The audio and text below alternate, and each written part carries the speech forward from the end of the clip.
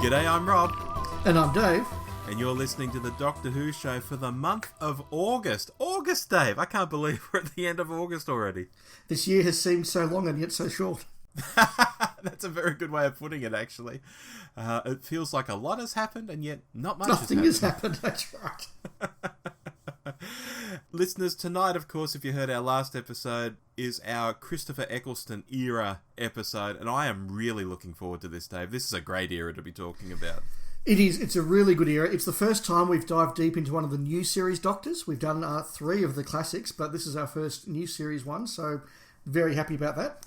Absolutely. But before we get to that, we're of course going to have our usual news and mini topics and all that sort of stuff. But before we even get to that, I have an iTunes review, Dave. Oh, fantastic. Go ahead. This is from Tom Turlow. Not sure that's a real name. Thoughtful and enjoyable 5 stars. He says, there are a lot of Australian Doctor Who podcasts. That's true. But this is one of the best. Oh, thank you, Tom. I suppose when you had the original series on what seemed like an almost permanent loop every tea time on the ABC, you would be seduced by the show's quirky cut-price charms. And I think that's true as well.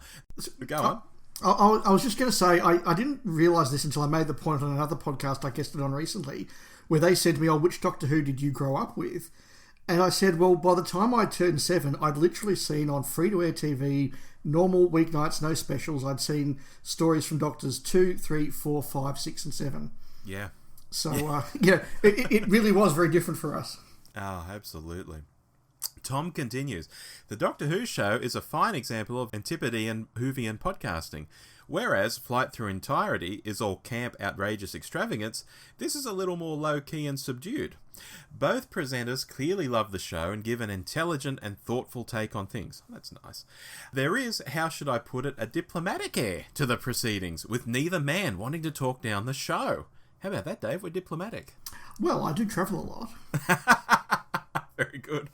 But they are not afraid to be critical, even if there is always a resolute reasonableness about their criticisms. For instance, I think it's pretty clear that neither of them are huge fans of the current showrunner, but they try to be fair and positive. I think I'm probably more guilty of that, Dave. I don't share or entirely understand their veneration of the Peter Davison or Davo era, and I suspect I'm a bigger fan of the Moffat era than they are, but I'm sure they wouldn't take offence. All in all, a good listen. What do you make of that, Dave? I think he's worked out some of our themes, and and that's fine. Look, it's what we try and do. I mean, we're here to celebrate Doctor Who, but also I think a podcast is very, very dull if all you do is praise, and we criticise where we want, but there's no need to, be nasty about it. Yeah. Now, I think, though, that Tom Turlow might protest a bit too much with that line, I don't share or entirely understand their veneration of the Peter Davison or Davo era. I mean, has he seen his online handle, Dave? It's Tom Turlow. Maybe Tom it is Turlow. a real name. Oh, maybe it is. Jeez, I didn't think of that. But if it's not, Tom Turlow, you've named yourself after the Davo era. Well, I would say Tello is the best aspect of the Davo era, so I'm with him on that one. Very good, very good. Thank you, Tom. We had a bit of fun with that, but we love people giving us these reviews, not just because the reviews help people find us and all that sort of stuff, but it's really fun to hear what people think about us, and in this one also what Tom thinks about Flight Through Entirety as well, who are our good mates. Yes, we did share this review with them before we put it to air, and they enjoyed it as well, so yeah, all good. Yeah. That's very good. Shall we move on to some news? Yes, I think you've got a piece that I wasn't aware of, Rob, so this is really interesting for me. Yeah, well, look, I wasn't even aware of it myself because it involves the movie Suicide Squad, or the next Suicide Squad movie. The Suicide Squad number 2, but we're really pretending number 1 never happened. Please forgive us, please forgive us. Yeah, something along those lines. And I am not a big fan of superhero type movies, as I've often said on the podcast. I've seen maybe half of them, and to me, they tread the same lines over and over again, and I'm not that enamoured with a lot of them. I do have favourite superheroes, though, like Batman and Iron Man and all of that. But anyway, I'm going off on a tangent there. The next Suicide Squad movie is coming out, and Peter Capaldi is one of the stars of the film. He's the thinker, Dave. I have no idea what that is other than a statue by Rodin. So, Look, I know nothing about this character. I don't read the comic books. I follow the comic movies, but I don't read the books. So this will be really cool. Look, I thought that Suicide Squad, the first movie, was a real miss, and really came just in the middle of that period where DC was just trying to work out what the hell they were going to do with their franchise. And this is meant to be a bit of a reset, along with The Batman, which we saw the preview of this week with Robert Pattinson. So it could be that Capaldi will be sort of part of a new resurgence for DC. Yeah, look, which is very cool. And I didn't see the first Suicide Squad myself, although I've seen enough clips and things from it to sort of know what it's about, and that I didn't particularly like Jared Leto as the Joker. I know that much. Not many people did. Very good. So yes, Peter Capaldi as the Thinker. He's got sort of in the picture he seems to have like old valve tubes stuck onto a bald head. It's quite an interesting look. And he joins Christopher Eccleston in doing a big comic book movie, who of course was a villain in Thor 3, the bad one, Thor 2, the bad one, whatever that bad one was that Christopher Eccleston tried to save. Yeah, he was also in the first G.I. Joe film, I think, as well. Eccleston. That's a deep cut. I couldn't tell you. Yeah, I'm pretty sure he was. I was working at Paramount at the time, and it's one of the ones I saw up in their private screening room. Oh, that was a good job, Dave, but I won't go down that rabbit hole. What else have we got? Going way back into the past, an interview surfaced this month in the Radio Times with Brian Blessed. Now, I know that there's often been fan rumours and stories, not least from Blessed himself, about him being offered the role of the Doctor. Yes. But he did put in this interview a few comments that I actually hadn't seen before, so I'll just read out what Blessed said in part. It's a long story. I was in Z-Cars for 2 years, and then the BBC producer, Andrew Osborne, took me for a long walk. He said, Bill Hartnell's very old and we want a young Doctor Who. I said, really, guys? I love Doctor Who. I love watching it, but I don't see him the way that you see him. The interview then goes on where Brian Blessed says, well, I said, his name is Who, which is not an English name at all. It's from the Far East, so I'd like to play him as like Charlie Chan and make him Chinese. At which point the BBC apparently lost all interest in the idea. What really stood out to me there is, firstly, the idea of essentially using ill health as a cover for why William Hartnell was being forced out of the show, which was, I think you would now call, creative differences. If what Brian Blessed is saying in this interview is correct, and it was 55 years ago, and Brian Blessed is a bit of a raconteur who skirts around the truth but isn't always entirely accurate, and will embellish for the sake of an anecdote. But if it is true, then that is really interesting that they were selling it to him as yes, Bill Hartnell's ill health, he needs to go, not he said it was him or us, and we've said it's him. Which is closer to what happened. As for the rest of it, look, that's an interesting idea. I'm glad they didn't go along with it. But it's very easy to think about Brian Blessed as we do now. The guy who was in Flash Gordon and Blackadder and The Phantom Menace, and just, that I'm Brian Blessed sort of shtick. Mm-hmm. But he was really somebody completely different pre-Flash Gordon. Particularly when he was doing Z-Cars. Big name, very serious actor.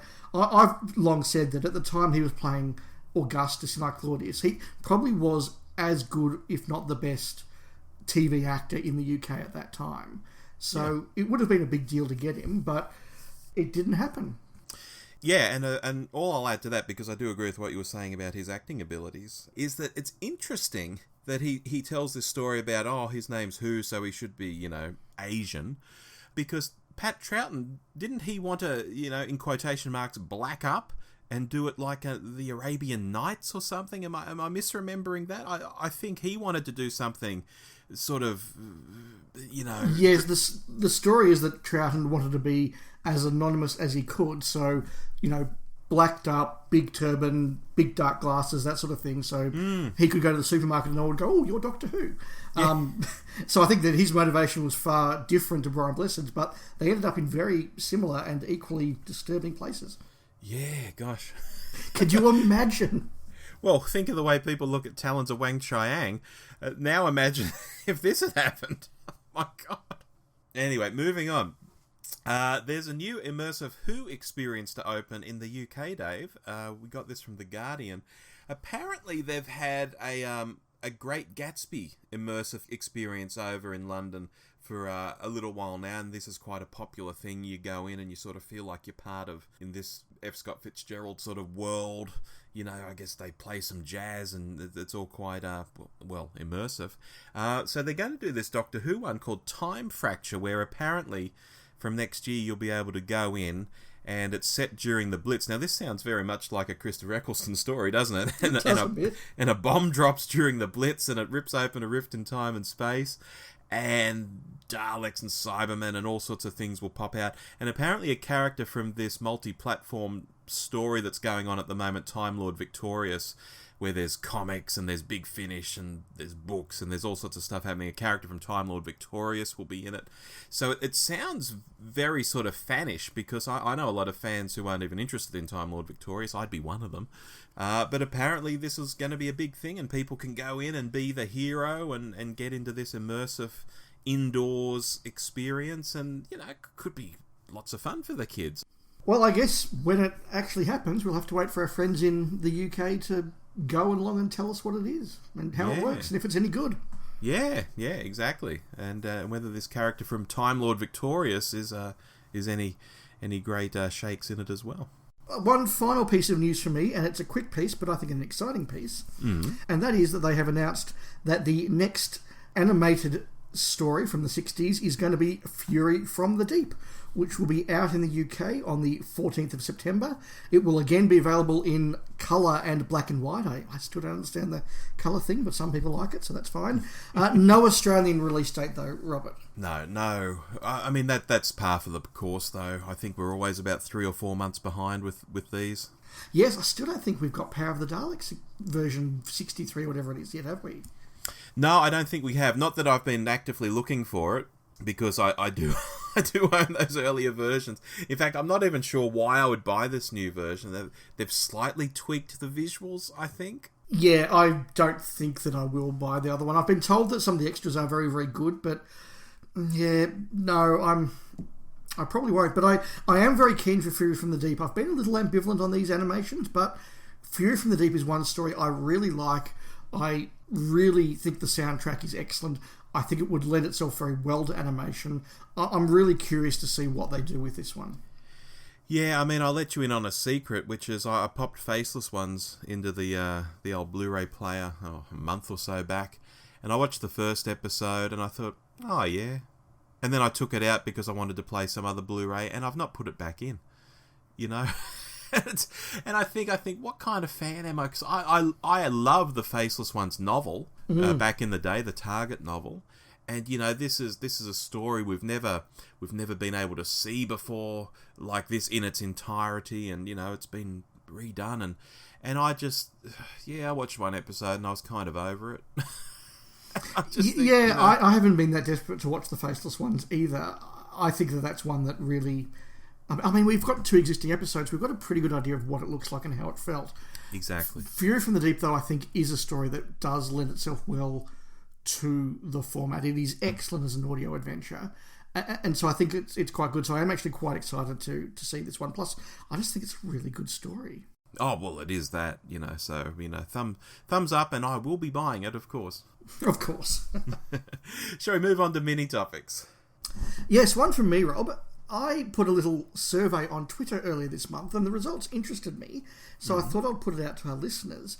I asked the question, in which story do you believe the Doctor works out that something's going on with Turlough? Or possibly even that Turlough's working for the Black Guardian. And the results came in. Well, first of all, I'll ask Rob, what's your answer? I would like to think Davo was smart and onto it from the start, but just letting it play out. So, you know, if I'm going to take that tack, I'd say Mordrin Undead. So 32% of people went with Mordrin Undead, 36% with Terminus, and 32% with Enlightenment. Okay. So I thought that was really interesting because I'm with you, Rob. I've always assumed that moment where the Doctor in Mordrin Undead gives Turlough back the crystal and says, I think this is yours. I've always taken it as that's the moment where the Doctor realised this guy's got alien tech. He probably works out that it's Guardian tech. You know, he's seen the key to time. He knows all that sort of stuff. He would identify that. And yeah, he's just letting this whole thing play out. And that's always kind of been important to me because anytime somebody sort of gives that criticism of, oh, the Guardian trilogy is so rubbish, it's Turlough trying and failing to kill the Doctor for 3 stories, I think, no, it's that for one story. Then the Doctor clues on. Terminus is about the Doctor letting it play out. And Enlightenment, by episode 2, Turlough's, willing to jump off the side of a ship rather than kill the Doctor. Like, that's a real change in the dynamic. So I was really interested that only 32% said it was Enlightenment, and everyone else thought, no, the Doctor clued on way before that. Yeah, well, that's what I would like to think, and I think it's a more interesting story that way, because there are then wheels within wheels, and despite what he's saying on screen, the Doctor's actually thinking something different, so I've always liked to think that. Yeah, I'm with you, and so are our listeners, apparently. Very good, very smart listeners. Moving on, character options. They make the Doctor Who figures, the action figures, and I will say every time this comes up, I still can't believe I can buy classic Doctor Who action figures, Dave. It's just ridiculous. I can buy a Brigadier, I can buy a Joe Grant. This is nuts. For someone who grew up in the 80s where you wanted this sort of stuff because you were the age where you would play with action figures and they just didn't exist, to now sit in this era where you can't just buy these things. It's nuts. Anyway, recently there have been a couple of really nice sets that I just want to give a shout out to, particularly because you can get them in Australia now a lot more easily than in the past. One is a Patrick Troughton and a Troughton TARDIS, ostensibly from the War Games, and one is a Pertwee and a Pertwee TARDIS, ostensibly from Monster of Peladon. And these are 2 really, really nice sets. And unlike past sets, like I have a Davison with a Case of Androzani TARDIS, for example, it's covered in mud. Unlike that set, which was only sold in the UK, they do seem to be exporting them to local pop culture stores now. So although you still do pay a fairly pretty penny for them, about $80 for a Doctor and the TARDIS, it's still a lot cheaper than what it was costing to import them through eBay, where scalpers were taking a bit of some of the cream on top, and then you were paying import duties and all that sort of thing. So I just want to give a shout out to these 2 sets because they look amazing, especially the Troughton one. They've even got a little rip in his pants because he gets his pants ripped during War Games. And his TARDIS in particular looks great. The colour is great. Everything looks great. And I still can't believe these things exist. Well, it's funny you should mention this, Rob, because I've actually gone out and bought some. No! Which one? So, well, not the ones you mentioned, but very, very, very similar. As you know, buying these character option sets, these models, these toys, whatever you want to call them, has never been a thing that I've particularly been interested in.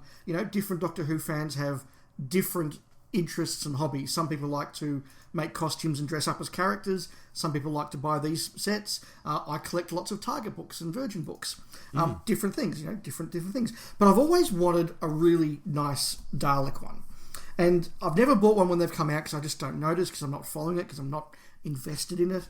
And then I sort of go back a year or 2 later and think, I wonder if they've got a Dalek one for sale and they're all sold out, or they're on eBay for a fortune. And I'm like, I don't want it that much. But 2 sets that came out with this range, I believe it's with this range. Again, I'm new to this. Were the History of the Daleks sets 1 and 2. So I bought set number 2, which had a drone Dalek and a black Dalek from Dalek Invasion of Earth, because it's my favourite Dalek story, and they looked really good, and it's got the little saucer thing on the back and everything, and I got them and just thought, these are absolutely wonderful. And it's the first thing like this I have bought since I got a Dapol Dalek at the MOMI exhibition in London as a kid in 1991. And my Dapol Dalek is in a very bad state. It looks like Ace has taken the baseball bat to it. And it now sits along those 2 Daleks, which I love so much, I then went and bought the first set, which is 2 Daleks from the Daleks. Yeah, I'm familiar with those sets. And Daleks in particular, when they're done in these nice, crisp mouldings and they're painted so well, they just look great. They don't even look like toys in particular, if you have them up on the shelf or even still in their packaging. So I think, great buys there, Dave. Great buys. Yeah, no, I'm really happy with them. It's that classic 60s Dalek look. It's the black Dalek. But what was really interesting was I sort of thought, these are really nice. I wonder if there's plans to do more sets. And I kind of did a bit of a Google search and just discovered there's this whole realm of fandom that I had no idea about, where people are doing, like 45-minute YouTube videos speculating about what Dalek sets are going to come out, or hour-long videos reviewing these Daleks. I thought this this is just so amazing. And look, I hope they don't do more. I'm not going to buy many, many, many more, but maybe Set from Evil of the Daleks would be really cool. Something from Remembrance would be really cool. I'm quite interested to see where these go. Yeah, well, look, I'm really happy, as I say, with the Doctor and TARDIS sets. They haven't done a Hartnell one, to my understanding, so they're probably due a Hartnell one. They've done several Tom Baker ones, but they haven't done his final season. But I think that'd be a pretty easy one for them to do, given that the TARDIS from his era hasn't really changed from past models they've done. And they do have a figure already in that season's costume. So I think that could be a hot tip as one that might come out, a Hartnell and a final season Tom Baker. And then there's just a McCoy and a Colin Baker, and I'd have Doctors 1 through 7, and I'd be very happy to have that on my shelf, like the classic era, with each Doctor with a TARDIS, basically. Very cool. Very nice. Yeah. Anyway, you were mentioning books earlier. I've recently finished off my collection of past Doctor adventures with the second Doctor, Dave. I needed a couple of the more expensive books, one of them in particular being World Game, which is a Terrance Dicks story. And I paid a decent amount for it, I think about $50 in the end for World Game.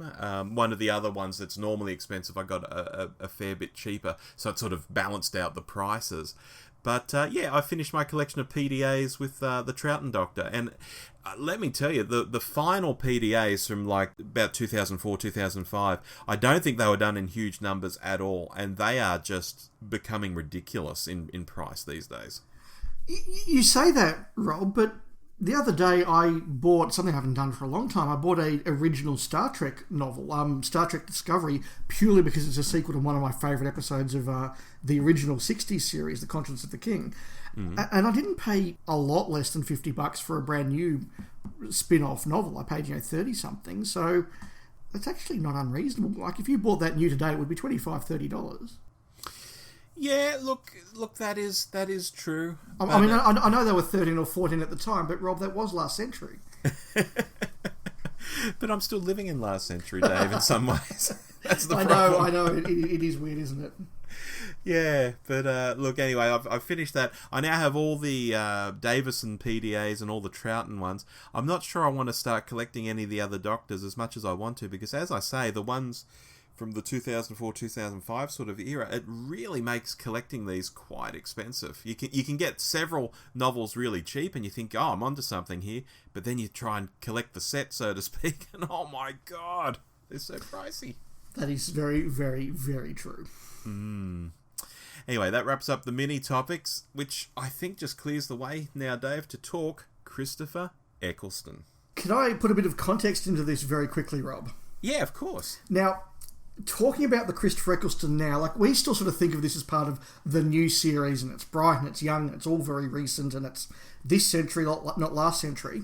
To give us some perspective, talking about the Christopher Eccleston era now is like having just watched Survival and talking about the Time Warrior.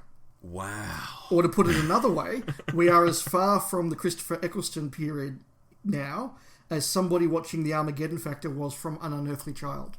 Yeah, isn't that weird? Isn't that nuts and scary and all sorts of things? Yeah, absolutely. So we are very much entering into proper nostalgia here. This was a long time ago. This was 15 years. It is, and look, I guess we like to start these things by talking about how we built up to seeing it, or how we first saw a particular new Doctor, and so on. So I'll start with an anecdote that sort of ties into that. And, normally Who fans are really good with this sort of stuff. Like, I know where I was when this happened and such. But I'm often a bit rubbish with that. I do know for sure that by late 2004, I knew a new series was coming and was maybe 5 or 6 months off. And the reason I know that is because I was very conscious that I needed to start buying all the old Doctor Who merchandise on eBay before prices suddenly went up. Right. because I thought, you know what, in about 6 months, there's going to be this new show, there's going to be interest in Doctor Who, there's going to be another 20 million people around the world competing for this stuff on eBay that I've always wanted to buy and I've never bought, because it's like, oh yeah, that's just old Doctor Who stuff, that'll still be there next year. And I thought, prices could go a bit crazy here. So this is very similar to our PDA discussion. I jumped on eBay and I bought a bunch of things. I think the first Hartnell annual was one of them. I probably caught up on some of the 8th Doctor adventures that I hadn't bought, all sorts of stuff like that.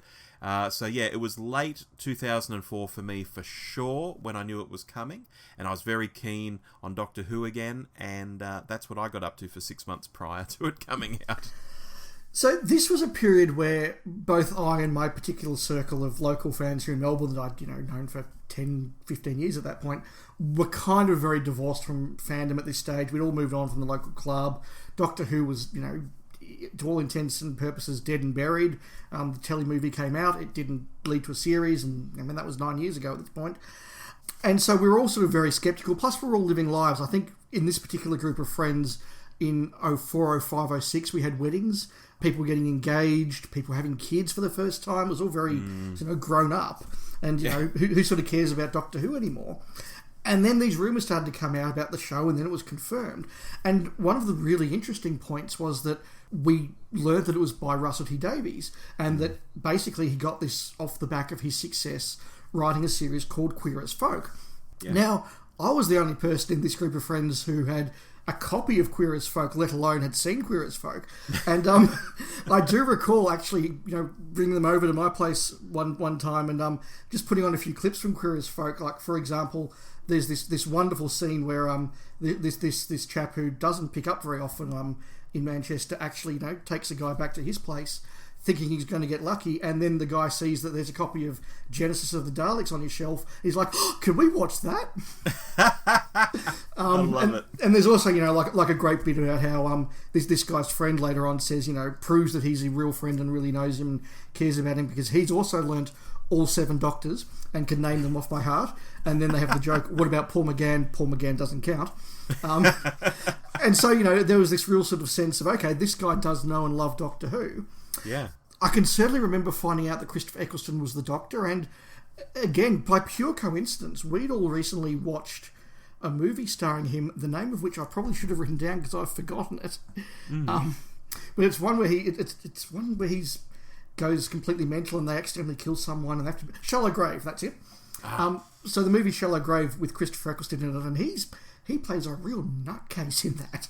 Oh, really? Yeah, and like he just goes completely the guilt of killing this person, hiding the body, just drives him, nuts. And he's really, really good in that. Plus, we had some memories of him in Cracker. I can remember hearing that Billie Piper was the companion, and all of us sort of going, who? And I think it was somebody's fiance said, "Oh, she's a pop singer. I know her." It's like, oh, okay then. And I remember that being really controversial in the UK, but here it just meant nothing. That takes me to the moment where I first saw an episode, but I've been talking. Rob, do you want to tell us about the first time you saw an episode? Yeah, this is really interesting, Dave, because unlike more recent series that have screened in Australia where we get it basically as soon as it goes out in the UK, this was still a delayed sort of broadcast. It was months, as I recall, in between the UK seeing it and us seeing it out here. But I was really, really lucky. I'd been talking on a Doctor Who forum, I don't know which one it was at the time, and some lovely guy in the UK said, look, I will record this on DVD-Rs for you every week, and I will send it to you at his expense. Can you believe this? Because basically he'd taken pity on me that we weren't going to see it at the same time. He was hyped up that Doctor Who was back. He wanted to do his part in, sending it out into the world. And so this guy would actually record it for me and send it to me. So some weeks, if I was lucky, I would have the previous Saturday's episode before the following Saturday here, if that makes sense. But generally I was getting it about a week and a half later than the UK, but still miles ahead of what the ABC was doing. Well, I can top that. Oh, okay. Do you remember that the first episode leaked? It did. So one of the friends of ours in this particular group works for one of Australia's telcos. So he had like the latest whiz-bang, up-to-date 2005 internet, which, was a big deal in 2005. Oh, for sure. And was very sort of into lots of forums and had connections like you obviously did. So he woke up one morning and heard that a copy had leaked, and if you had really good, broadband, you could get it before it went down. And he did. And so a text message went round that said, Code 7R, I have a leak of the new episode. My place at 2 p.m. for a screening. Yeah. To which I replied, look, I've actually got something that finishes at 2 p.m. On the other side of town. I will be there as soon as I can, but I will be there. Yeah. Got there about 3, walked in and they said, oh, we couldn't wait, we've watched it. Oh. And then they said, but don't worry, we're going to watch it again for you. Very good. I just said, look, no spoilers, but just tell me, is it good? Yeah. And they said, look, there's one joke you're going to hate, but yes, it's pretty good. Yeah. And I can remember sitting down, watching it, thinking this is really good, loving Eccleston, loving the way they went into it, and we'll talk about this, I'm sure. We got to the joke with the wheelie bin, and I sort of groaned and put my hand in my head, and they said, "Yeah, we knew you wouldn't like that joke. That's the one." But I also remember vividly when they got to the final confrontation, and the Doctor pulls out the little vial and says, "Anti-plastic." And Rob from 42 to Doomsday, just looked at me and said, "Hello, plot device." And little did we know just how much that would be a thing for the rest of the RTD era. Yes, very much so. But yeah, look, after that there was a huge break, and then I was sharing an apartment with one of these Doctor Who friends, and we would regularly download these on the internet, what must have been absolutely terrible quality copies, and watch them on a Sunday morning. Yeah, I remember the download culture of that time. I didn't actually watch the leaked one. I knew it was out there, and I deliberately didn't watch it. But I knew there was a download culture, and I seem to recall they would get uploaded in parts, even, to sort of break down the file size. Yeah, that happens sometimes, yeah.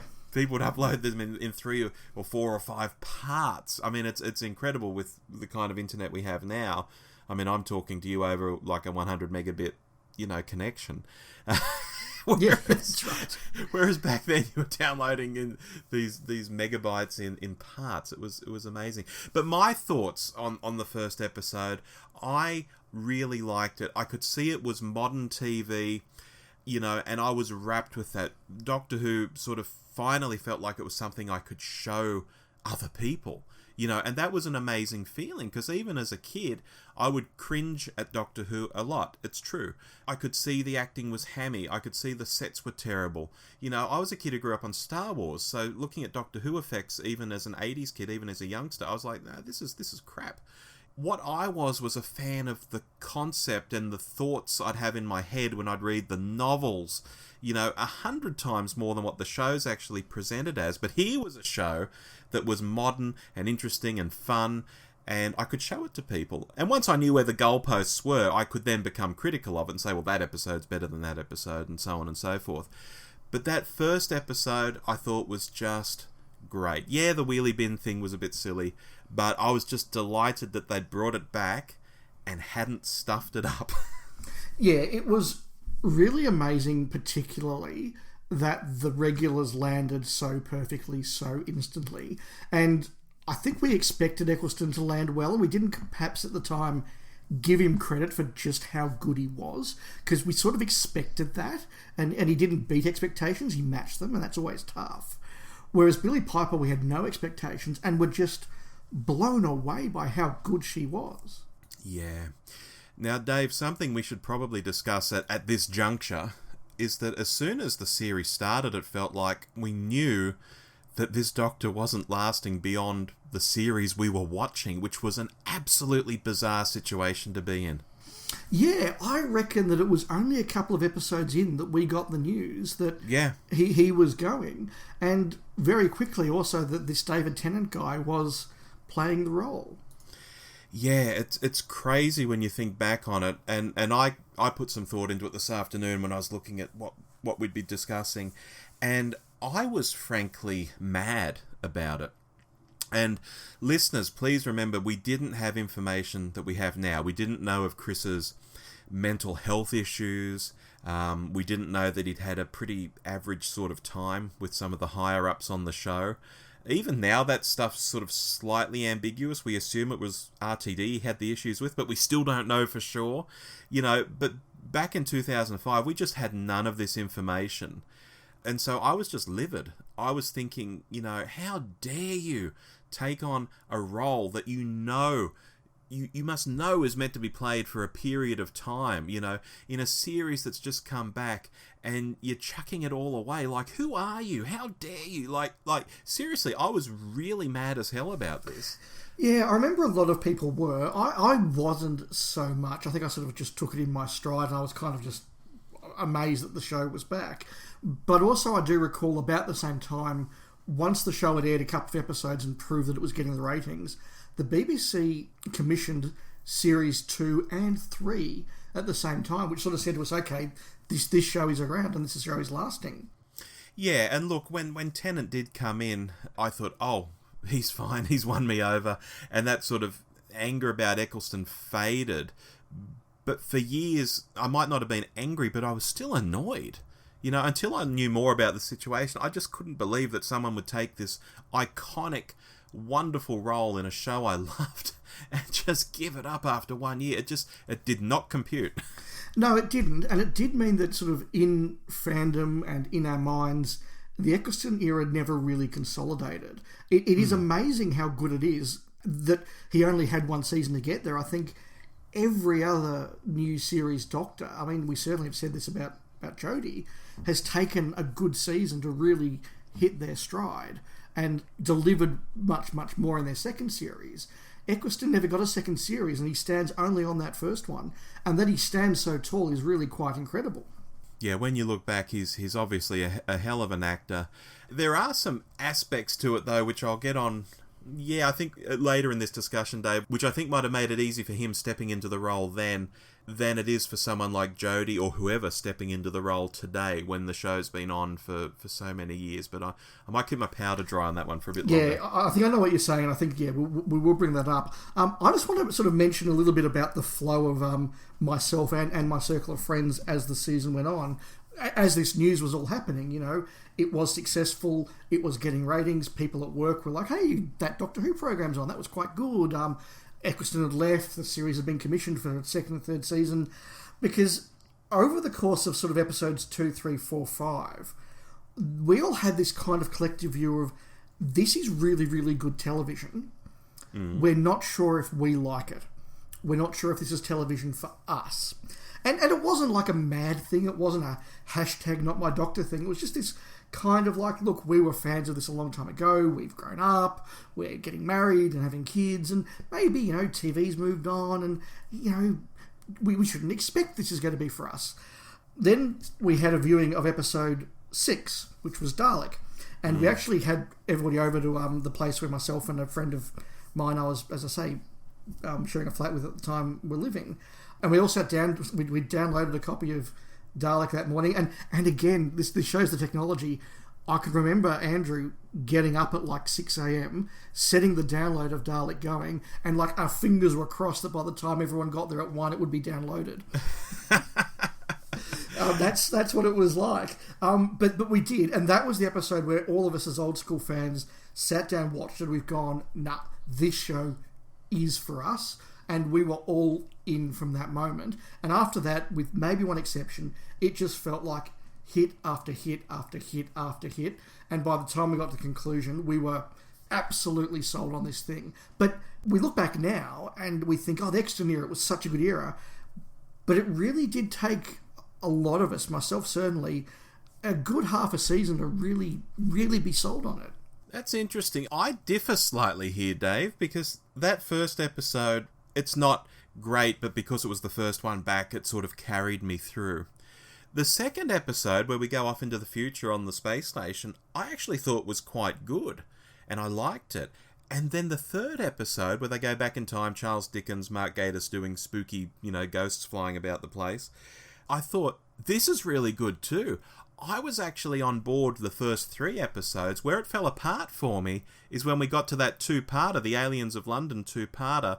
There were things in that, not just the farting thing, but just the look of the family Slovene themselves, and I thought, this has actually fallen down. And so for a couple of weeks it sort of fell down for me, but then yes, Dalek picked it up again. So I was actually okay, and then I went down, then I went up, if that makes any sense. Yeah, look, I think it was a bit of a decline for us. We quite liked End of the World, we quite liked Unquiet Dead. As I say, we were saying this was good television, but particularly when you got to that Slovene one, we were sort of like, look, is this television for us? And we were also very aware, and I think this is a really important RTD point, RTD knew what gets a mass audience on Saturday on the BBC in the evening. He knew what people wanted to tune in for and was remarkably good at pitching that. I think Ryan Murphy is a producer now in the US who is equally good at that. But it's something very, very rare where a producer can just turn out content that hits a mass audience. And the things that we didn't quite like about the show, some of the soap opera aspects of it, the character of Rose's mother, for example, which I know a lot of people love and that's fine. She didn't work for us. We were like, Doctor Who's about Daleks and adventures and going off. Why are they going back to London to meet her mother-in-law? Like, that's nonsense. You know, but we understood that was what was needed. That grounding in reality was what was going to draw the casual audience in. So we accepted it, even though we didn't like it. But then, as they really got going, as they bought that audience, you could see them sort of going, right, everybody's watching now. We can really start to dial up the whoishness of the series. Yeah, look, I didn't even mind the Mickey and Jackie stuff. I saw it in a sense as almost a modern take on Unit. You know, like the Unit family. It was a perfect modern take on Unit, but we were sad fanboys who quite liked the old take on Unit. Fair enough. Look, I think one thing to talk about here is the establishment of, I guess, a formula, for want of a better term. And the first thing I think of when I think of this RTD formula is the actual episode length, because that was a huge difference to Classic Who. Yeah, it was. It worked so very, very well, and Rose established it. It's the only way that the show could have come back. But also within that, they had the double episode concept, and that idea that there would be an early double, there'll be a later double, then there'll be a season finale double, which again lasted well into the Moffat era, in fact. Yes. And it's funny that I still think now, and I certainly thought at the time, they land the 42-minute ones far quicker than they land the two-parters. Isn't that interesting? It makes the writing tighter somehow. It does, and you really feel that one of the problems with the Sylvain two-parter, and look, some people love that one. I'm not one of those people. I watched it for the first time in 15 years over the weekend to prepare for this. I can see that what other people like. I actually appreciated it a bit more coming back to it with hindsight. But there is a level of silliness to it, and we'll talk about the effects in a moment. Wow. But it really does feel like they don't quite know how a two-parter is going to work. Is it two one-parters that have to be connected? Do you sort of backload it so a lot of the drama is in the second part? Do you have to build it to a cliffhanger? And they really struggle to build to a natural cliffhanger in that episode, and I think as well also in the second one, in The Empty Child, there's this real sense of, oh my god, we know we have to have a cliffhanger because this is Doctor Who and it's 38 minutes to go, and quick, somebody write a cliffhanger.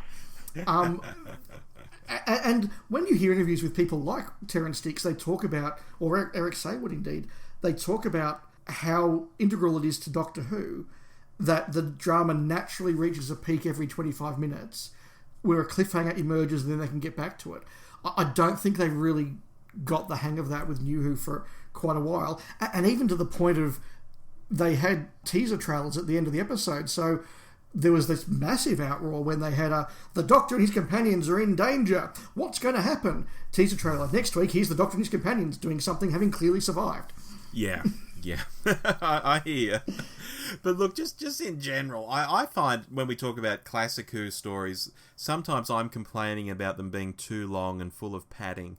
But, you know, putting aside the two-parters here, going to that 45 to 50 minute sort of time frame just felt so right to me. And of course, I think the previous decade had been hammering that into my head that, you know, good TV is this length. You know, you think of things like Babylon 5 or indeed Buffy. Buffy seems to get name-checked a lot at this point as maybe one of RTD's inspirations for the length of episodes. Yeah, and there also was this sort of sense that a lot of drama was moving from the half-hour slot to the 1 hour slot.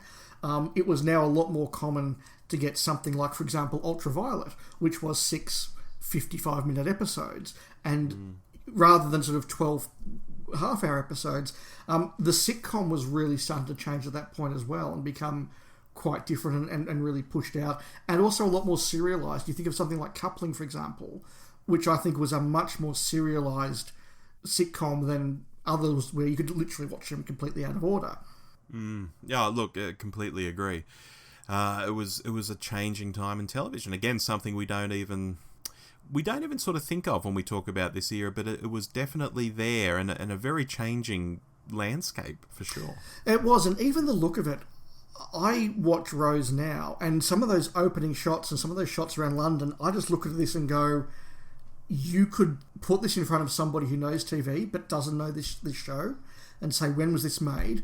And they would say early to mid-2000s, without a shadow of a doubt. In the same way that we can look at some stuff and go, that was made in 1985, or that was made in 1970. You look at Rose now and you go, that is peak early 2000s. Exactly. Now, earlier you were talking about sitting with your friends and watching this and being, sad old fanboys and all that sort of stuff. But there were several nods to classic Who in the Eccleston era. I think just maybe to reassure people that it was still the same show, or even just to thrill them, maybe a little bit of fan service. Can we talk about that a bit before we get onto the characters themselves? It's amazing how subtly Russell works this into the show, because I can remember it very much drawing me in. It would have meant something to new viewers, but in a different way, because it was being drip fed. So there's that moment in End of the World where he just mentions that he's a Time Lord, or I think it's Jade who says, you're a Time Lord, and he says, my planet's gone now. And we were like, ooh, what does that mean? And then it's mentioned that his planet disappeared in a time war. And then you find out that it was against the Daleks. And, all this sort of stuff, him being 900 and something years old, all this sort of stuff is just slowly fed into the show. And maybe it was part of that drip feed that also was bringing old fans into the show, as we more and more sort of thought, okay, yes, this is a continuation of the show, to the point that suddenly, you get Dalek. And, Dalek starts with the Cyberhead. Yes. In the cabinet, and that really is a moment for us and Eccleston does it himself, that he's being us for a moment. Yeah, I'd made a note of that Cyberman head is just fantastic. Like, what a simple use of an old prop for such a big fan servicey kind of result. That's good. But, just in general, I was delighted that the series wasn't a reboot. It was absolutely carrying on from the classic era, which my fanishness showing through there, it just had to be that. It could not be a reboot. I would have, really arced up if it was a reboot. So that was a big nod to the past in itself, that it was acknowledging that, yes, Colin Baker episodes from 1985 are part of this lineage. Something John Pertwee did in 1972 is part of this lineage. And indeed, speaking of Pertwee, there are Autons in the first episode, of course, as well. Yeah, absolutely. And again, as he has the audience in and he dials up the Whoishness, you start to get a mention of the Isop galaxy from the Web Planet. And then by the time you get to that last two-parter, you've got the little Dalek heartbeat from the Dalek spaceship. The sources look like the ship from the Dalek invasion of Earth.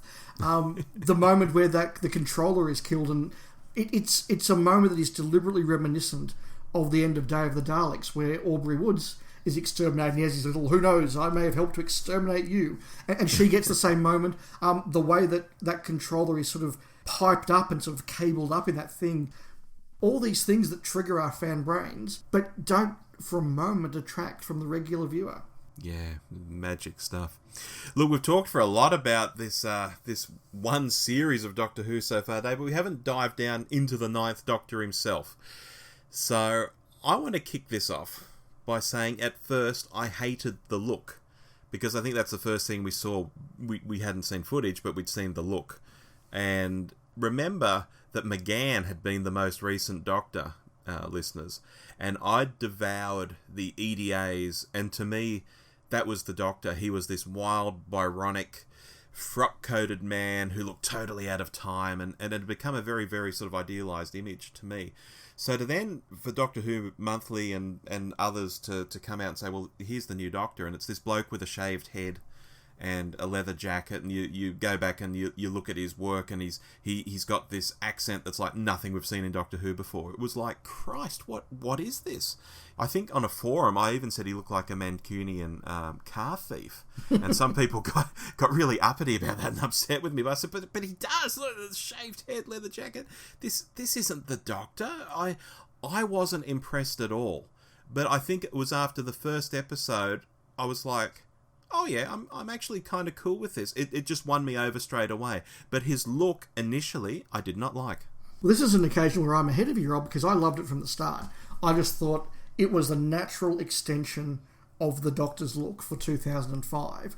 And in a way that I kind of never really bought the McGann look. I kind of remember even in 96 looking at the McGann look and going,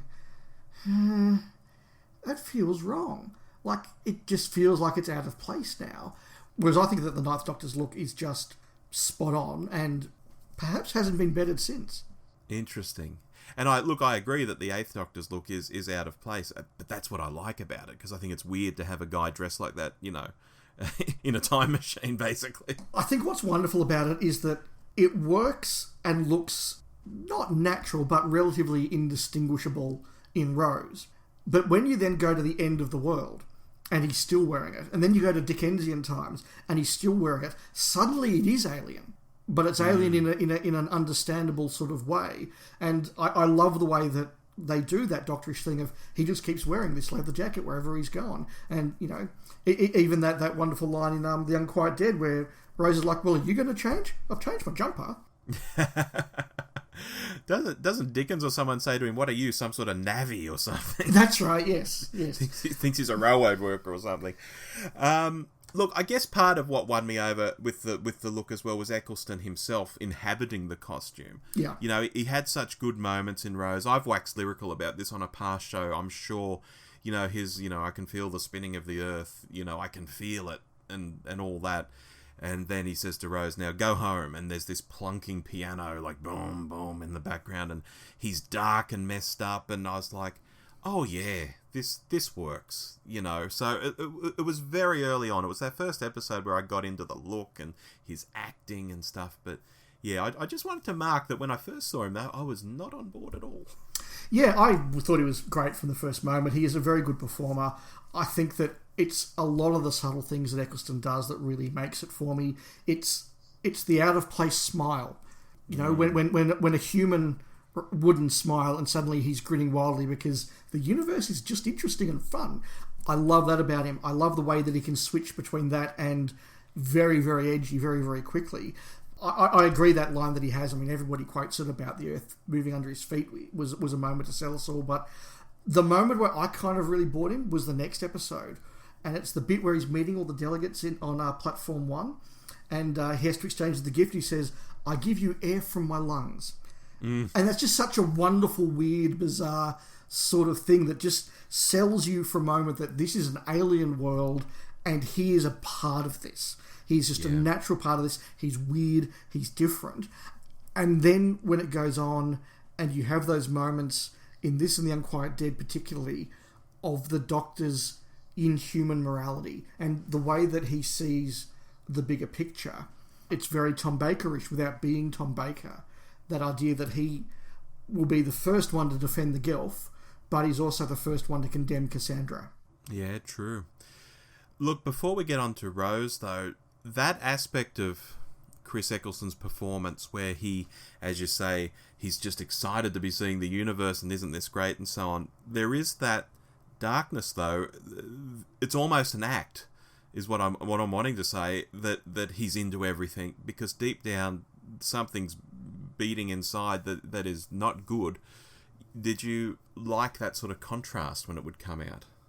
Yes, it's an overword used, but I'll use the word gravitas. He brings it straight away. I don't see it as being an act. I think it is natural, but it is that thing of his default setting is to melancholy, and his default setting is to darkness. But through travelling and through seeing the universe, and particularly seeing it with Rose, I think that he has moments when he does forget his troubles, and he is just like, the universe is great, and then the moment passes and he's back to his sort of default setting. But at the same time, I mean, we talk about character arcs so much now, but I really see the arc of Eccleston's Doctor as starting off being, and this is very Star Trek, I'm going to reference Star Trek, starting off being very much that the needs of the many outweigh the needs of the few morality. And through his time with Rose, he relearns that sometimes the needs of the one outweigh the needs of the many. And to come back to the very end of the season and make a different decision to what we know he made in the Time War, I think is a really important change in the character. Now, you mentioned Rose there a moment ago, Dave, so I think it's probably about time we rattle on to her. And similar to me seeing Eccleston's costume, when someone told me Billie Piper was the companion, I thought, are they taking this at all seriously?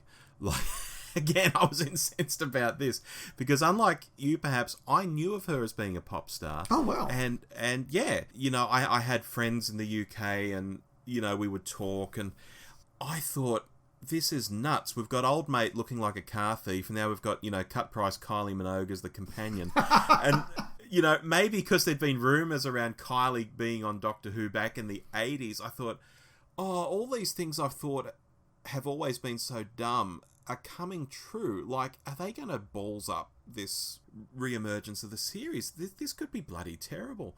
But again, like seeing Eccleston in the first instance, I'm pretty sure it was within the span of just seeing the first episode, Rose, I thought, okay, she's fine. This works. Just to go back half a second, I wasn't incensed by Billie Piper's casting, partly because I didn't know her, but partly because, as I said, I was really out of fandom at the time, so I wasn't getting fanzines, I wasn't getting DWM, I wasn't going on bulletin boards and reading them, so I kind of almost didn't believe that the series was coming back.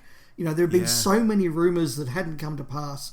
I was very much like, you know what, when it's here, it's here, and then suddenly it was here.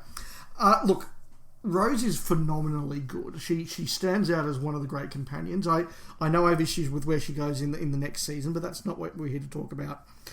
I, as I said, bought into her, if not equally as fast, probably faster than I bought into the Doctor. She was utterly believable. She was the right age. She was a very good actor. She had that ability to both question sometimes and sometimes puncture the Doctor's morality. So there are moments when Rose gets to question the Doctor and the Doctor says, no, I'm doing what I'm doing. And there are moments when Rose gets to question the Doctor and pull him back from that. And that dynamic is really, really interesting. She's a co-star of the series in a way that very few companions really were. Liz Sladen probably was, a Sarah Jane Smith. I think Lalla Ward probably was. Sophie Aldred certainly was.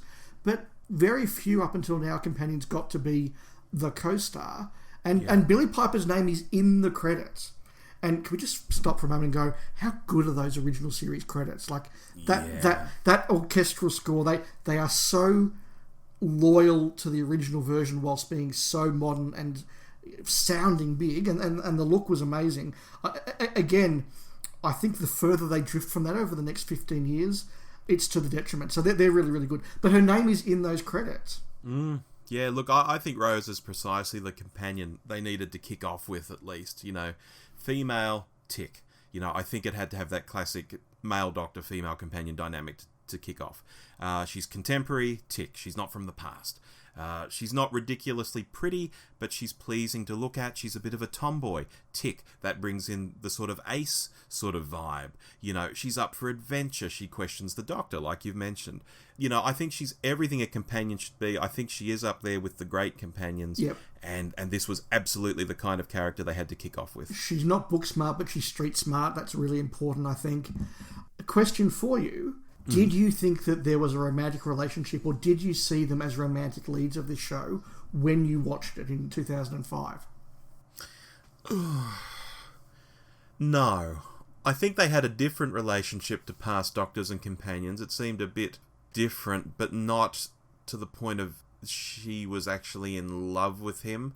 So it seemed a little forced at the end when they kissed and stuff.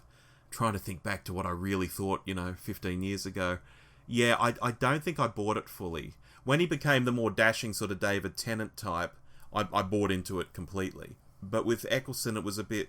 I'm not sure. I certainly didn't think it was happening, and I could remember being on the lookout for it, because, again, like a lot of Doctor Who fans that went through the classic series, through the wilderness years and got to the telly movie, I think all of us got to that moment where the Doctor and Grace kiss, and we're just like, no, that doesn't work. Those damn Americans, what have they done? Everyone in American TV has to kiss, And I just thought, I hope they're not going to do that with this. Yeah. And I do kind of remember at the back of my mind, kind of just like, I hope they're not going to fall in love. I hope they're not going to kiss. Don't want that to happen. And I never felt that it was. Even to the point that when he kisses her, was sort of to remove the vortex from her or whatever, I was even like, okay, that's fine. Like, there are some fans who are going to want a kiss to finish the season. They've got that. They've got it without them being in love, because I'm certain they were not in love, because the Doctor can't fall in love. I say so. I'm a fanboy. I say the Doctor can't fall in love. So kind of everybody was happy. But it was the awful line he delivered before the kiss, Dave. I think you need a doctor. It was like, oh no, Christ, have we got to the end of a really good series and it's, no, you need a doctor. You know, bow chicka wow wow, like, you know. That's... Sorry, but that's what it felt like. And I thought, oh, you know, you've sort of squibbed it at the end. Anyway. Anyway, no, look, nothing but praise for Billie Piper as Rose in this. Really, really good. Really, really, really good. All right. Adam, I guess, wafts around as a companion as well. We might get to him later because it's just such a small thing. But Jack I want to talk about, because I was struck dumb when Jack was introduced into this series, Dave. He was just over the top, suave and cool and funny, and we weren't sure if he was a goodie or not. I thought, this guy's amazing. In fact, I think, I'll say up front, Jack is certainly one of the top 3 things I like about this first series, if not my number 1 thing I like about this series. Seriously. Jack is phenomenally good in his opening 2-parter. He is phenomenally good in the closing 2-parter. I think he doesn't quite work in the story in the middle, which, let's face it, I believe RTD sort of did have to rush out and do very, very quickly. And he kind of feels like, you know, Jamie in the Moon Base, like, you know, we'll just give him a couple of lines and hope no one remembers he's there. But no, again, John Barrowman is somebody who I think we are now all very familiar with. I certainly didn't know him at the time. I'd never seen anything that he'd been in at the time. I since sort of saw a few of the reality shows that he was a guest judge on and all that sort of thing. And I think a couple of years later there was a TV show called The Beautiful People, which I thought was... It was a really lovely little 2-series sitcom about a young kid who basically learns over these 2 series that he's gay and he's coming to deal with that. And there's this wonderful monologue where your favourite actor, in fact, Rob, comes back as the adult version of him. Davo? No, the other one. Oh, the other one. Is there another one? The one you want to be the Doctor. Oh, Samuel Barnett. So in the last episode, Samuel Barnett sort of appears as him, you know, I'm you in 15 years. Because the story is set in the 80s. It's, you know, autobiographical. And he has this wonderful line where he says, you know, it gets much easier. It's very easy to be gay in the future. We even have this guy on television, John Barrowman. He's in literally everything and he's gay. I love it. Which kind of, you know, is another one of those things where I get the feeling John Barrowman was far more ubiquitous to the UK viewers than he was to us. We're just like, he's a really good actor. He's got funny lines. That's cool. And we never had that, oh my God, John Barrowman's in this. Anyway, before we get on to perhaps, you know, gay characters and people of colour, the diversity of the series, because I think that's a nice segue there, we should really mention Adam, because he is technically a companion in this series. He is certainly sold as being one, and I really, really love the character. He's one of my highlights of this era. I love the idea of somebody joining the TARDIS team and not being of the moral standards of the Doctor, and how that plays out. I think that Bruno Langley, who unfortunately has had some falls for grace, and you know that's not a good thing, and you know we condemn that. But moving on, yeah, Bruno Langley again brings a really good performance to the role. I really, really liked him. I really, really liked him. I was disappointed when he left, although I loved the drama of it. But again, do you remember? Everybody thought he was coming back. There was this kind of sense of, no, he can't just be in 2 episodes. There's going to be a payoff for this. There were some people who said he'd come back in the final episode. Some people said he turned into Davros. You know, that just looks so ridiculous now. But that was a bona fide rumour going around, along with that Norman Lovett was going to play Davros in the season finale.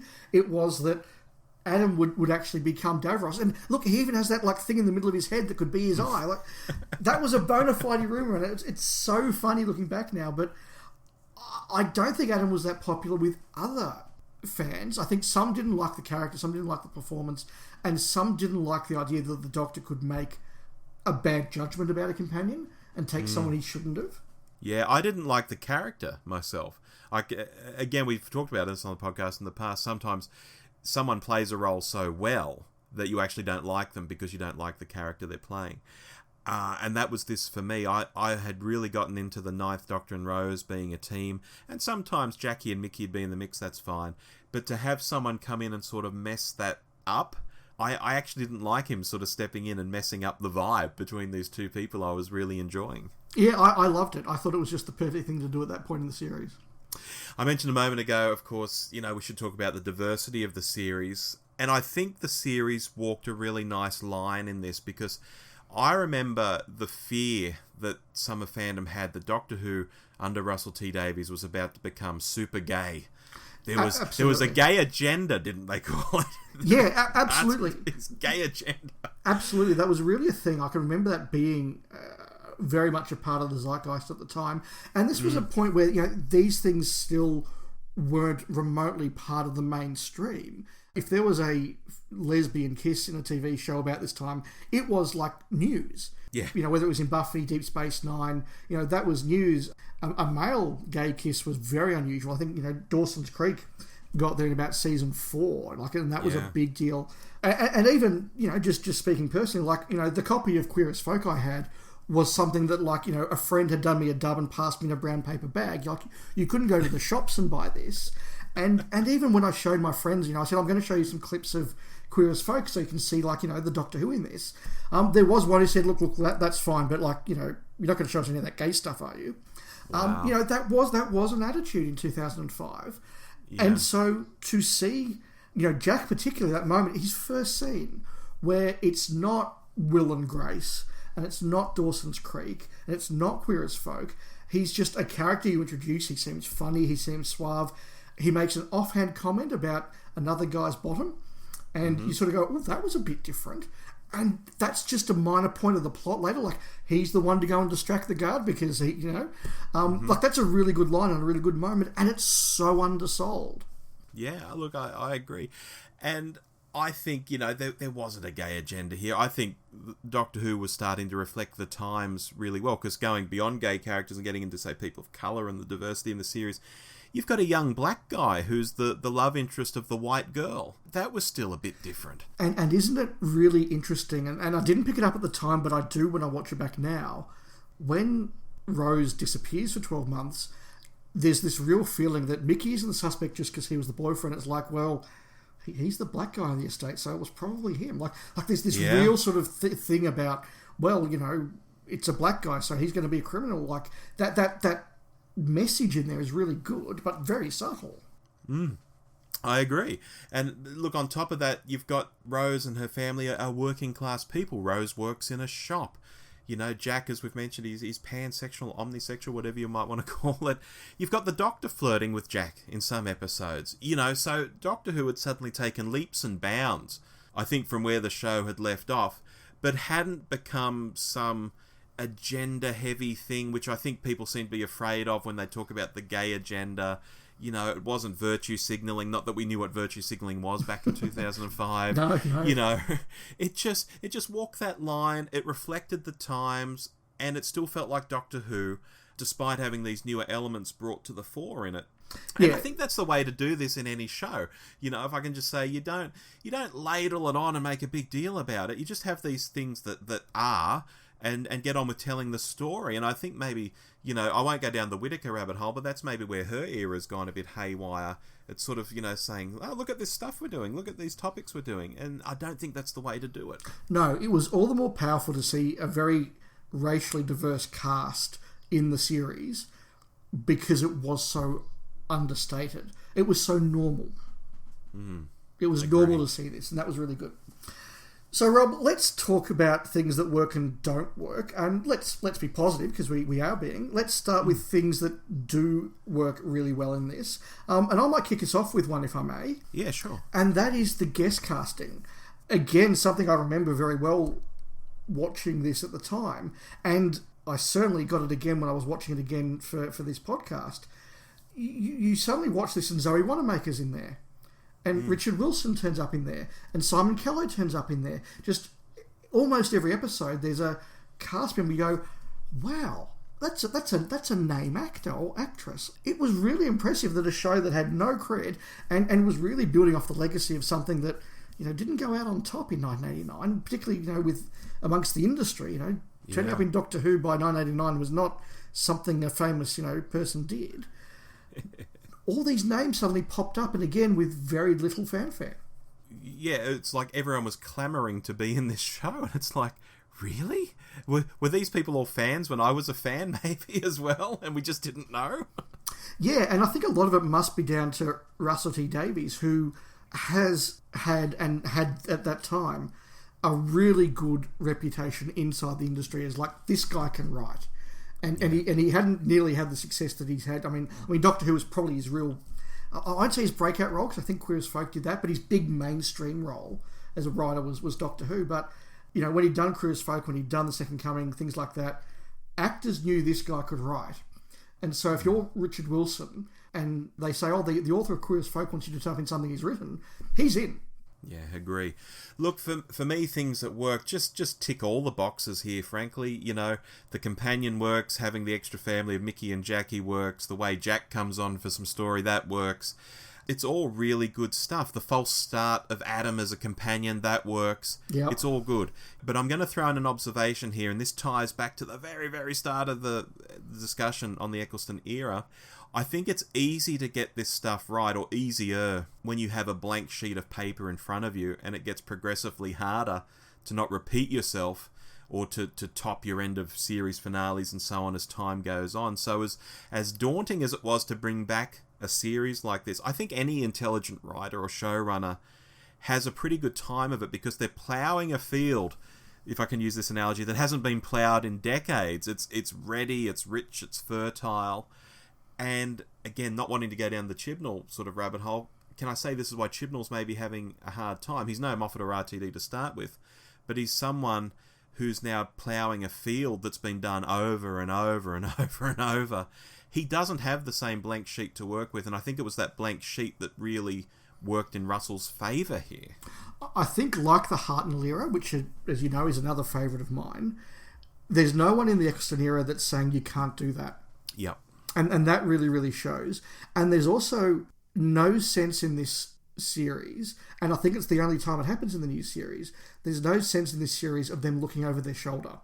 They're just doing what they want to do, trying as hard as they can to make it really, really good, and they don't know what the ratings are going to be. They don't know what the viewer reaction is going to be. Will they like Christopher Eccleston? Will they like Billy Piper? Will they like the historicals? Will they not like the historicals? They don't know, and you kind of feel like right now they don't care. They're just making the series they want to make. If people love it, they'll keep making it. If they don't, well, we liked it. And that's there's a real freedom to it that I don't think exists once Doctor Who becomes a phenomenon and suddenly it's a flagship Saturday afternoon show again. So it must be that, and it must live up to that, and it has a pedestal to fall from after this. Yeah. But yeah, so you agree that it's easier in the first series to say, oh yeah, Gallifrey's destroyed, and just leave it at that. For sure. Whereas by the third or fourth or fifth series, fans, at least some fans, want to know more. Well, how was it destroyed, and who did this and who did that, and how does this all tie in? And it sort of just gets bound up in continuity, and, to the point where in the last Jodie story we apparently had to have explained who the Doctor was. Whereas could you conceive of RTD thinking of that plot line in this first series? No, never. No, I think that freedom is really important. Something else that really works for me is the build of the narrative, and the idea that although these are separate stories, and I really like separate stories and individual stories you can come into with a start, a middle, and an ending, there is a sense, if you watch the whole thing, it does build up. The Doctor does change. Rose grows with the series. Adam comes and goes, and that's a nice little bit of an arc there. Jack is introduced. That's another thing, and it builds towards the end. And I can remember vividly watching Bad Wolf. Would have been as a download, so sitting on a 486 PC watching a downloaded copy of the episode. Yeah. And getting to the cliffhanger at that moment where the Daleks have come back, thinking, wow, that's amazing. Cliffhanger. Yeah. Then you get the teaser for the next one. And that moment of the clip of the Doctor, how did you survive the Time War? And that voice off screen, they survived through me. there is only one occasion since then in New Doctor Who that has had me as excited and as desperate for the next episode to come around the corner as that moment. And it's kind of amazing, I think about it now, that by the end of World War III, I thought this is a show I'll probably stop watching shortly, because it's good, but it's not aimed at me. That's fine. It's not aimed at me. By the time I got to Parting of the Ways, I could not wait a week for that episode to come out. I just had to see the next one. And it's amazing how it brought me in over that course of that season. Yeah, I feel very similarly with that as well. You have that huge speech from Eccleston, Rose, I'm coming to save you, I'm going to blow every Dalek, out of the sky. Then it's straight into the next time, Jack shouting, "We're at war!" And missile flies towards the TARDIS. I've got it all in my head, like it's recorded up there. Likewise, I can see those moments. I remember those moments. Yeah, and it was just, oh my god, this is so exciting, this is amazing. Yes, I completely concur with you on this one, Dave. It built to such a wonderful climax. It was really, really good. And look, let's talk about Parting of the Ways here, because it's such a shame that Eccleston left at the end of that series, but I thought that ending was perfect. And, I'm not a fan of these long, cheesy speeches that they give doctors in their final moments these days. I like a good, tear Sarah Jane. I like a good, it's the end but the moment's being prepared for. And I've got to say, you were fantastic. You were absolutely fantastic. And you know what? So was I. I punched the air. Like, that was the perfect out for the Ninth Doctor. I thought that was so good. Yeah, concur on all of that. I mean, Davo's final line is, Adric? It's better than the Karachi's. True enough. Look, that ties into things which don't work, because for me, I think this is a really solid series, and it's really hard to question much of it. I mean, I could go super picky and say, oh, the family Slovene, when they're CG, they look a bit rubbish, but that's really picking at it. If I had to hone down on something substantial that doesn't work for me, I guess it's Eccleston leaving after one series. It feels like, oh, we've just laid all this groundwork and he's gone. But you're right, his final episode is fantastic, so at least he goes out on a high.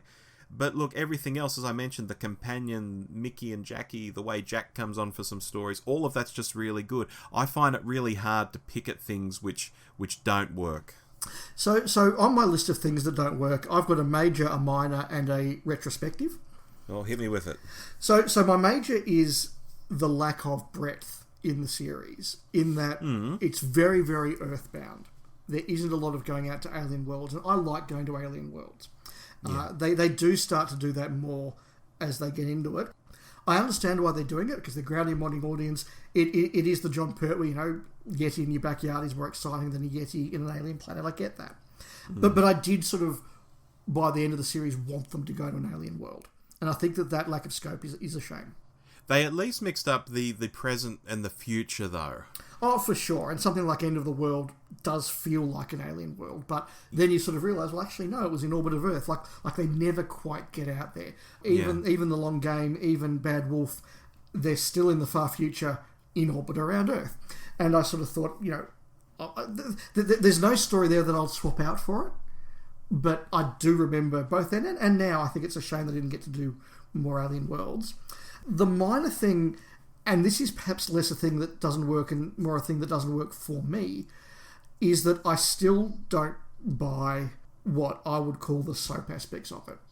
And I can remember long conversations at the pub with my friends as this series was going out, where we'll talk about the episodes and what we thought, and every conversation we had always had this moment of, but I hate the soapy stuff. I hate that she has a boyfriend. I hate their flirting. I hate that she's got a mum. But we all finish those conversations every time with, but we know that that's what the audience wants, and that's the price we pay to get 10 million viewers. Now, I fully concede that there are people out there that love Camille Cajuri as Rose's mum, that love that aspect of it, that buy that soap opera aspect of it. And if that's an extra feature that's wonderful for you, fantastic. It's something that detracted from the series for me and for a lot of my friends. I don't mind it now. When you're watching the classic era, though, don't you find that something like, I don't know, Legopolis, where we see Tegan needs to get to the airport, and, she's chatting with her Aunt Vanessa, this is Tegan's life, and this is fleshing out her life, and Tegan seems much more of a real character there than she does in just many of the other Davo stories where she's just a character on the TARDIS. I think that it's great in an opening story, and I think it was great in Rose. I think it really did ground Rose and made her a full character. I didn't like her going back on a regular basis, and I didn't buy Jackie Tyler as a character. Again, I know people love it. Some people would say she's their favourite part of this series, and that's great. She was a weakness for me, partly because I'm kind of, a very gun fanboy that likes alien worlds and Daleks and doesn't need mums-in-law. Yeah, true. But then again, you did like where they had been away for a long time, and the knock-on effect of someone running off with the Doctor is people back on Earth don't know where she is, and they think Mickey might be a killer. That made for an interesting part of the narrative. Yeah, no, look, that's a really good point, and it's something I have appreciated as time has gone on, most definitely. Inversely, and this is my retrospective, it is, and I say this, with love, it is funny watching this now and looking at some of the special effects. In particular, I watched End of the World, and I really enjoyed End of the World, I've got to say. That's just a wacky, fun adventure. But there are some shots in that where you just go, oh, wow. Particularly when they're introducing some of the alien delegates, some of the guests who aren't like major speaking guests. They're just like, and there's also him, and there's also him, and there's also them. And I looked at some of those masks and costumes and just gone, gee, that's cheap and nasty. And some of the special effects, I think the missile particularly that is sort of going through London and everything in World War III just looks so bad. And I kind of chuckle looking at that effect of the spaceship crashing into Big Ben, which clearly was their hero shot because they use that every chance they can get. Yes. and it was great at the time. And look, it's dated. I've said before on the podcast, I look at the first Harry Potter movie now and there's some CGI in that where I just go, wow, that's dated. But some of it holds up really, really well. Just as an aside, though, again, because we're being nostalgic this episode, do you remember when we saw the first photos of the Mops of Balhoun? And everyone was like, oh, well, that's obviously the big bad for the next episode. Wow, look at that. and he's just this sort of bank clerk that has about 2 lines and gets blown up. Yeah. But look, if the worst we're saying there is a couple of things didn't quite work for me, and you know what, after 15 years the CGI isn't as good as it could have been, or it would be today, look, I think that's a testament to how much this series stands up. Yeah. Now, that just leaves us to talk about top stories, and I know that you jotted down to me in an email that you're probably more likely to talk about your 4th and 5th picks because your top stories are maybe obvious. So what if I go first and throw some names out there? We'll see if they correlate with anything you want to talk about, and then we'll talk about some of the better stories. Yeah, sounds good. All right. Of course, given what we've just been saying, Bad Wolf Parting of the Ways is my favourite. Mm-hmm. It's just epic.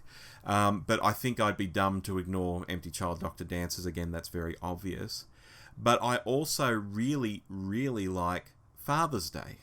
Do you want to talk about any of those? Well, look, I will say that in what I said was my obvious top 3, Empty Child Doctor Dances is my number 1, and we can talk about why that is.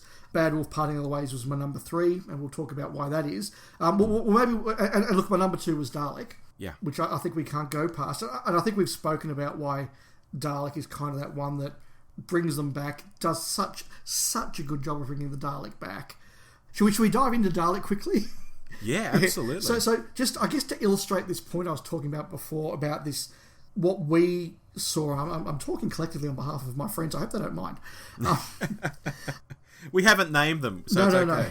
I can remember us, being so happy about Dalek and loving what they did with the Dalek. It looked good, it was dark, it was menacing, it's a great story, great villain, great characters. The ending, that Caves Androzani ending where the secretary suddenly turns the tables is really, really good. But we all sort of said, but that moment at the end where the Daleks sort of doing the, what does the sun feel like? We're like, no, Daleks don't have feelings. Oh, yeah. Why does it have to have feelings? Because it's modern and it's touchy-feely. So that kind of really summed up the way that we were seeing this show at the time. Yeah, and look, I agree with that. And there's a dodgy special effect too, isn't there, where the Dalek disappears, if I'm remembering. Yeah, it is a bit weird, and it was one of those unusual occasions where I think the production team kind of had to sort of bring out, or maybe Russell wrote it in a Doctor Who magazine or something, where everyone was like, did the Dalek self-destruct? Did it blow up? Did it teleport out there? And he had to sort of say, no, it's gone. It's not coming back. Oh, okay. Because, the effect didn't quite sell what was happening. Yeah, but the whole, what is the sun like? Oh, sun, Yeah, yeah.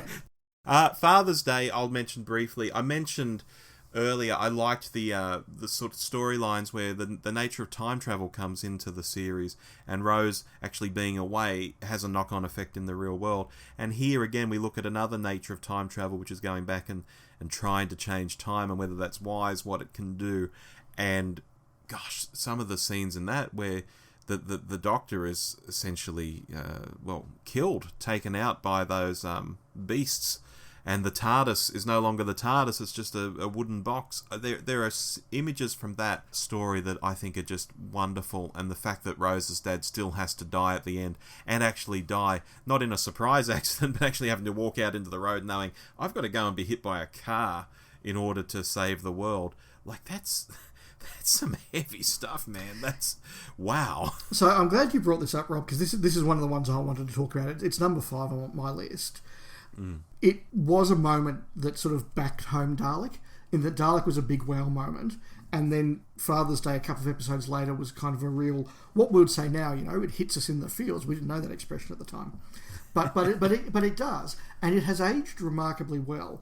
It blends cool time travel with a big emotional punch with cool alien monsters, which is really important, I think, in Doctor Who. But it does have a big punch, and it has aged remarkably well.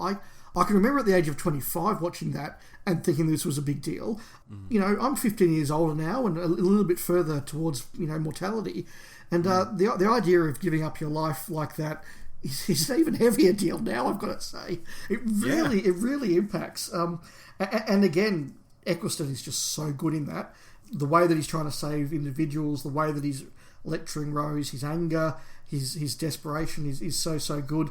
My final Friends anecdote for this episode, I promise. The episode, the moment where he says, everybody get behind me, I'm the oldest thing here. Yeah. There is one friend in that group at the time who was a number of years older than the rest of us, and there were a few occasions when we'd be sort of at the pub or walking down the street, and there might be a bang or a car backfires.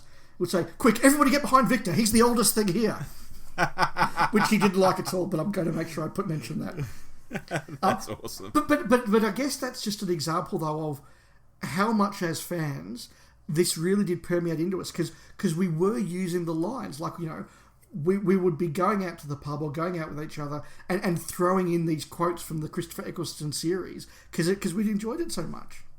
And also that it was the first in a long time, so you naturally sort of latch onto it. It becomes easier maybe to be blasé about a series when it's series 4 or 7 or 9 or, whatever. Yeah. But that first one in a long time, it's like, I think you're just laser guided on every single thing that gets said, and it's all you have of this new series. I would say it's the one I've seen the most, because I probably replayed it several times, even in that first year, because there was no other new Who to watch. Yeah, absolutely. And again, look, something like The Empty Child, Dr. Dances, which we've both put in our top 3. Moffat's first writing in the series. Yes. Incredibly. And it's just great. Yeah, incredibly witty, incredibly funny, amazing guest cast, twists, horror. I mean, that moment when the gas masks comes out of Victor Meldrew, that is sickening. Yeah. It's just horrible. Well, the sound effects especially. Oh, it's really, really good. The dynamic between the Doctor and Jack, I've got a sonic laser, I've got a sonic screwdriver, just works so well. It's creepy, it's wonderful. I think, as I said, I think there's an obvious reason why that's in both of our tops. Bad Wolf Parting of the Ways we've spoken about, the perfect conclusion to the series, real writing. Do you reckon it's dated a little bit with all the Big Brother stuff and the Android stuff and everything? Yeah, well, absolutely it has. But that's okay, because I think when we look back at any era of Doctor Who and there's something contemporary in it from that era, it gives us a feel for what that era was about. And this was very much the Big Brother. You've been evicted, don't swear, you're on camera. It's what it was. Absolutely. And I think the proof that it works out of time and without the context is that for us in Australia, particularly that middle one. I think it's, What Not to Wear is the show that they're sending up, where they turn it into, they're going to put a dog's head on Jack, whatever. I had no idea what that show was, but I got what sort of show it was. Yeah. And we didn't have the same host for the Weakest Link in Australia. There was an Australian version that kind of came and went pretty fast from memory. That's right. But we sort of, you can get what that is. But the wit in those scenes is really, really funny. And that moment where they use the defabricator on Jack, and he gets, he sort of looks down, looks at them, and ladies, your ratings just went up. I can remember watching that with my dad, and sort of turning to him and sort of looking and him laughing and thinking, thank God they went down the right way, because I'm not sure how that was going to land. Well, that scene also includes, where were you hiding that? you really don't want to know. Yeah. Incredibly funny, and something that you could not have done in Doctor Who in the classic era. No. And it, I think had they had those jokes in rows, I would have been a little bit put off. But by the time I got to Bad Wolf, it worked. It was right. Yeah, I completely agree. The final episode I had in my top 5 is The Long Game. Ooh, okay. Yeah, no one else seems to like this in the world. No. I think this is such an interesting story. We didn't mention Simon Pegg, guest cast. Simon Pegg, wow. Yeah. He's in it. I liked, this is as close to Alien World as we get in the Christopher Eccleston era, which appeals to me. I like the twists. I like what's going on. I like Adam's story in this. I really do. But it's also a really good example here where there is a message in this story which is very simple. Monolithic news is bad. Diversity of news is good. And sitting at home being fed one point of view is bad. That's it. It's not rammed home to us. It's not a lecture. The Doctor doesn't turn to Rose at some point and say, well, you know what, if you only have one source of the news, and you get it. And I just think it's a really mature story. I love it. It's number 4 on my list. Father's Day is number 5. I know that I think I'm alone in this one. If anybody else loves The Long Game, please tell us, because I want company. But I think it's a really mature piece of Doctor Who, and I love it. Well, I'll briefly mention Boomtown, because that was an episode I didn't like when I saw it at all, but it's really grown on me over time. I didn't particularly like the family Slovene characters. Being back in Cardiff was a bit boring. Rose just wanting to run off and have sex with Mickey in a hotel room just seemed weird for where she was at that point in the show, and had sort of given up on Mickey at that point. So there was all sorts of things I didn't really like about it, things that didn't gel with me. But when I rewatched it again, maybe a year or two ago, that scene where Eccleston sits with Margaret Slovene in the restaurant, and he is going to be taking her away to her planet to be killed for her crimes. And she has lines, does she have a line like, can you look me in the eye when you saying this? There is some heavy acting going on, some heavy ideas. And I thought, this is actually a lot better than I remember. So, I've even gone back to the series in recent times, and some episodes have gone up in my expectation. That's one of them. I'm not sure The Long Game would if I went back and looked at that. Maybe it would, maybe it wouldn't. But I do want to just shout out to Boomtown as one I didn't initially like, but now I think is quite alright. I loathed Boomtown at the time, absolutely loathed it. Partly because after this run of episodes I'd really, really loved, suddenly we got one I just didn't like at all, and it felt really bad. It felt like a massive low between some classics. And you're right, all the things you pointed out just didn't work for me. I still would have it down in my bottom couple, although I do respect a lot more what's going on. You're right, that two-hander scene between the Doctor and Margaret Slovene is very, very good. I think it's probably moved above World War III now. I think that would probably be my low point of the season. Yeah. But if a story that I can respect is my low point, that's a pretty good thing to say about an era. Yeah, it's a pretty damn good series, and indeed era, because that's all she wrote for Chris Eccleston. Yeah, absolutely. And I don't think the series would have been as successful with the general public without the 3 Slovene episodes. As much as they're in my bottom 3, I mean they are my bottom 3. I say that now. But I don't think the series would have been the success it was without them, so I'm glad they're there. Yeah, the series couldn't rely just on old enemies coming back, or, budget sort of enemies. It needed something big, I guess, for the kids to play in the playground. And the fact that Slovene moved so easily into the Sarah Jane Adventures in a couple of years, I think is testament to their power. Yeah, I agree on that. I love the era, Rob. It's a great, great era. Great, great Doctor. Yeah, I do too, Dave, which is why when we said what new Who Doctor will we do, I think it was pretty easy to settle on Eccleston. He's great. He's fantastic. The end. I think that's a good way to finish on him. Fantastic is the word. Yeah. All right. What did you think out there at home about the Eccleston era? Write in. We'd love to hear you. Hello at thedwshow.net or Facebook or Twitter, whatever you like. In closing, Rob, we're obviously going through a period where a lot of people are stuck at home and have been watching a lot of things. Anything you've been watching lately you want to share with the listeners? Yeah, just briefly, Dave. I've recently watched High Score on Netflix, which is a multi-part documentary about video games back in the early days. It starts, episode 1 is Space Invaders and Pac-Man and things of that nature, and then it moves through home consoles and takes us pretty much up to today. So that was really, really interesting because it's an era I've lived through, and they interview a lot of very interesting people. Like when it comes to Space Invaders and Pac-Man, they interview this guy in the States who would make these add-on boards that they would add into the arcade machines to turn the games into something else, add different colours, add different sounds, make it harder. You know, I've never seen interviews with someone like that before. For a lot of the Japanese games they talk to the designers and the artists and people like that. It's just really, really interesting.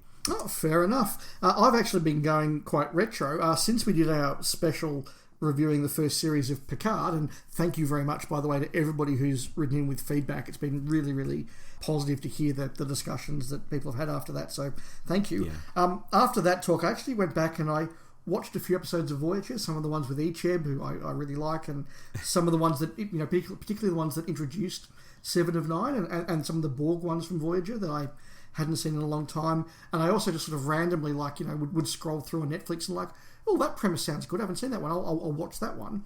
Yeah. And I've also watched some of my favourite DS9 episodes, particularly some of the darker ones that really push the Federation, like we discussed in our review. Stuff like Homefront, Paradise Lost, In the Pale Moonlight, Interama, Eamon, Silent Legis. I've been watching those, and I'll probably watch a couple more. But I'm looking forward to The Boys Season 2 coming out in about a week's time. I really enjoyed Season 1. And there's a new show with Tom Holland on Netflix, I think, which I have no idea what it's about, but I really like Tom Holland, so I'm going to go watch an episode of that. Very good. Before we finish, Rob, can I give a shout-out to a friend of the podcast, Hayden Gribble, whose new book, The Lurking, is out. It's his first horror novel. I haven't read this one, but I've read some of Hayden's other books, and he's a really good writer. He's a good friend of the podcast, so look him up. I believe he's on all the Amazons, but in Australia, definitely on Booktopia, where you can get Qantas frequent flyer points, so why not? He's jumping around genres there. He's written some children's sort of sci-fi books. This is a horror. I know he's done sort of a spy book in the past as well. He's also done a sort of a biographical book about growing up in the wilderness years of Doctor Who as well. So, yeah, very prolific. Yeah, very good. Well done, Hayden. Yeah. Rob. Yes, Dave. That's the end of our episode. What are we talking about next month? Dave, next month we are going to be talking about a classic Doctor Who villain. Can you guess out there what it is? Maybe you can. Maybe you can't, because it is slightly left of centre. I think, it's Dave. like the official 5th favourite Doctor Who monster or something, I think. We are going to talk about the Sontarans. We are. Their stories, them as characters, them as a monster. Whatever we feel like, really. We're going to be talking Sontarans. Absolutely. I'm going to have to bone up on some old Pertwee episodes, I think. Well, for me, I think I'm going to have to go back and watch some Matt Smith ones. Very good. We'll meet somewhere in the middle. We will. But look, we've had a very long chat this time because, look, we just wanted to gush about Eccleston for long, and I hope you've enjoyed that. But I think it is well and truly time to wrap up. So, I've been Dave. And I've been Rob. And we'll speak again soon. We will. See ya. Bye. You've been listening to The Doctor Who Show, the podcast where too much Doctor Who is barely enough. Subscribe to us on iTunes or listen through the website at www.thedwshow.net. Write to us at hello@thedwshow.net or send us a quickie on Twitter @thedwshow. Facebook.com/thedwshow is also a good place to find us if you're so inclined. Our version of the Doctor Who theme arranged by George Locke. Look him up on YouTube, folks. This podcast is intended for entertainment and informational purposes only. Doctor Who, all names and sounds, and any other related items are trademarks and/or copyrights of the BBC. All other trademarks and trade names are properties of their respective owners. The official Doctor Who website can be found at www.bbc.co.uk/Doctor Who.